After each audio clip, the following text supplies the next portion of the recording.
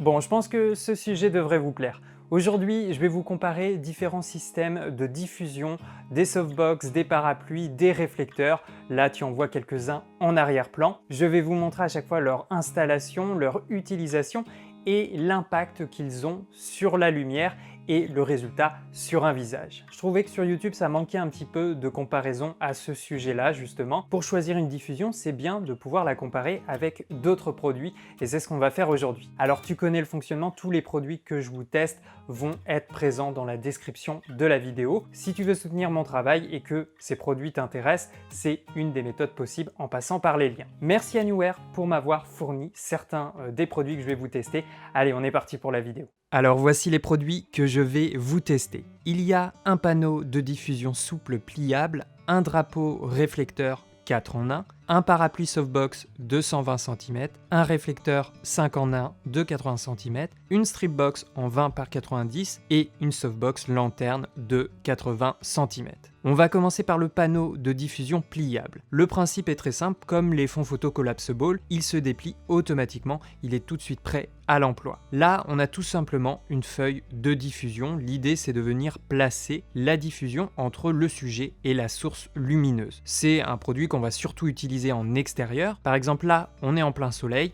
On m'a demandé de faire une interview en extérieur, seulement il y a du soleil et tu vois que ça fait des ombres assez marquées sur le visage. Alors on pourrait chercher un coin pour se mettre à l'ombre, mais moi je veux tourner ici, le cadre me plaît, donc on va utiliser une diffusion. Pour l'installer, si la prise est courte et que tu as un assistant, tu peux lui demander de tenir la diffusion. Par exemple, pendant un shooting photo en extérieur, en lumière naturelle, ça peut être intéressant d'utiliser une diffusion. Maintenant en vidéo sur des prises longues, tu peux fixer la diffusion sur un pied, tu peux utiliser une pince de studio pour l'accrocher. Si tu veux l'incliner, ça sera peut-être plus facile d'utiliser 2 pieds et 2 pinces de chaque côté. En fonction de la position du soleil, tu peux fixer le produit à l'horizontale au-dessus du sujet. Et voilà, on a une lumière plus douce sur le visage. Je te montre une comparaison avec et sans diffusion. Là, je vous présente la version 150 par 200, elle coûte environ 38 €. Après, il y a aussi une version plus petite, 60 par 90 à 20 €. Pour le plier, voilà comment je procède. J'utilise aussi cette méthode pour plier les fonds photo collapsible. Ensuite, tu as le réflecteur 5 en 1. Ça, c'est vraiment un classique, que tu sois photographe ou vidéaste, il t'en faut au moins un dans ta bijoute. Quand c'est plié, eh bien, c'est tout compact, ça prend pas de place. Et puis, c'est très pratique parce qu'il y a 5 fonds. Il y a le revêtement blanc qui sert de réflecteur. En extérieur, ça va être très utile. Par exemple, si tu as le soleil en contre, tu vas manquer un petit peu d'informations sur le visage de ton sujet. Si tu n'as pas de projecteur pour contrebalancer un petit peu le soleil, eh bien, tu peux utiliser un réflecteur.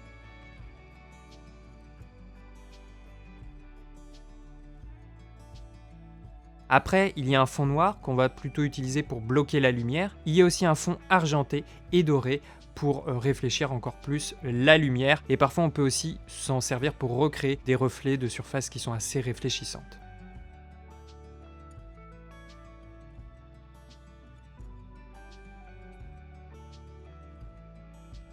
Et puis enfin, si tu enlèves le revêtement, par défaut, il y a une toile de diffusion au centre. Comme le produit précédent, on vient le positionner entre le sujet et la source. C'est quelque chose que tu peux placer aussi devant un projecteur. Ce produit, tu le trouves dans différentes tailles. Là, j'utilise un 80 cm que tu trouves aux alentours de 19 €. Donc c'est vraiment pas grand chose pour quand même un produit qui est assez polyvalent et facile à utiliser.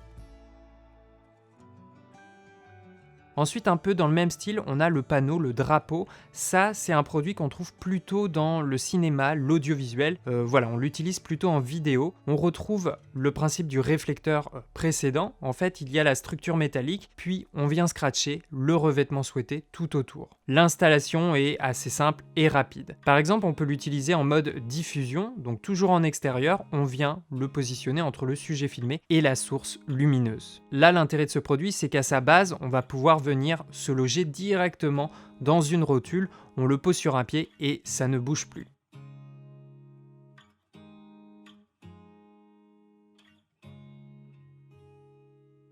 Après, on peut le combiner aussi avec un réflecteur pour récupérer des informations sur le visage. Et là, on utilise uniquement la lumière naturelle, on la diffuse, on crée des réflexions pour diriger et contrôler notre lumière.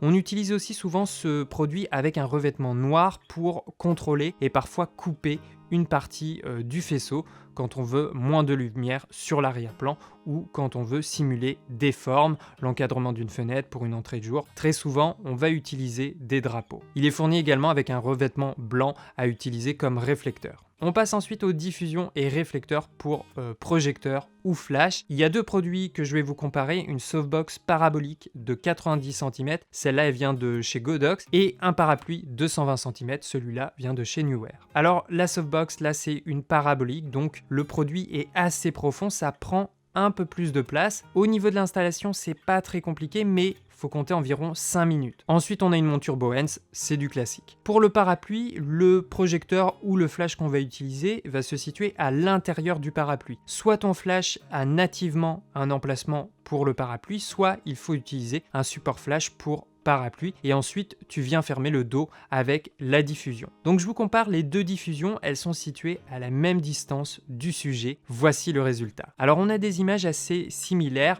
la différence est assez subtile. Le parapluie, lui, il a tendance à créer une lumière un peu plus douce, on le voit sur le visage au niveau des ombres et des transitions, elles sont un peu plus légères. La softbox, elle, en plus là c'est une parabolique, elle produit un éclairage un peu plus direct, la lumière est plus centrée et du coup on a un rendu un peu plus contrasté sur le visage, les ombres sont un peu plus marquées et donc les transitions sont un peu moins subtiles. Également, l'impact sur le fond sera un petit peu différent. La softbox va moins se diffuser, donc il y aura un peu moins de lumière sur le fond, elle sera plus concentrée au centre, alors que le parapluie, lui, va diffuser un petit peu plus, donc le fond sera illuminé un peu plus dans sa globalité. Là, le parapluie en 120, il coûte environ 30 €, c'est vraiment pas grand chose, c'est de l'entrée de gamme, donc faut pas non plus rêver au niveau de la qualité. Pour l'instant, je l'ai utilisé quelques fois, ça fonctionne bien. Après, il faudra voir à l'usure si le tissu et les coutures se maintiennent. Et puis la softbox parabolique de chez Godox en 90, elle coûte environ 90 €. Tu sens la différence déjà au niveau de la qualité. Après, moi sur mon produit, j'ai les coutures en fait de la diffusion de l'accessoire qui commencent à s'enlever. Et ça, c'est arrivé quand même assez rapidement, je dirais au bout de 6-7 utilisations. Donc voilà, je préfère vous prévenir. Bon, après, il y a juste à changer la feuille de diffusion.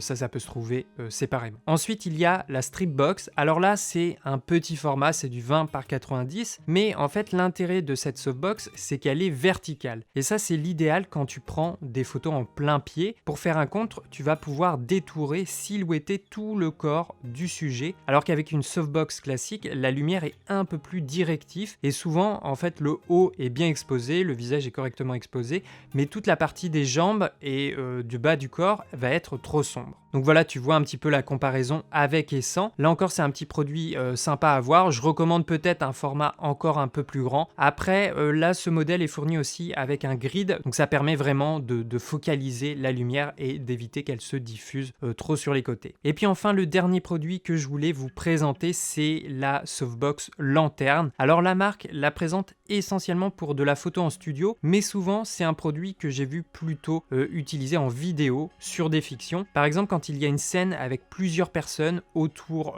d'une table, que ça soit lors d'un dîner ou lors d'un jeu de poker. Généralement pour ces scènes, on va utiliser ce genre de produit. On va installer le projecteur en plongée au milieu, au-dessus des comédiens, et avec la lanterne, avec cette diffusion, on a une lumière très globale, très homogène qui rayonne à 360 degrés et qui va être assez diffuse. Donc quand tu veux éviter de t'embêter avec plusieurs projecteurs et que tu veux juste simuler voilà, l'éclairage en plongée d'une lampe qui se trouverait au-dessus de la scène, eh bien ça peut être une diffusion intéressante. Il faut quand même qu'il y ait un peu de hauteur sous le plafond. Là par exemple dans mon exemple, c'est vraiment limite, c'est un peu juste, et il faut aussi s'assurer que le projecteur soit bien fixé. Vous voyez le rendu sur nos visages. On a une lumière assez douce, on sent la direction de la lumière, mais voilà, on n'a pas des ombres trop marquées, on a un ensemble assez doux. Voilà donc quelques exemples de systèmes de diffusion et de réflexion. Il y en a encore bien d'autres, mais c'est déjà bien d'avoir en tête ce qui existe,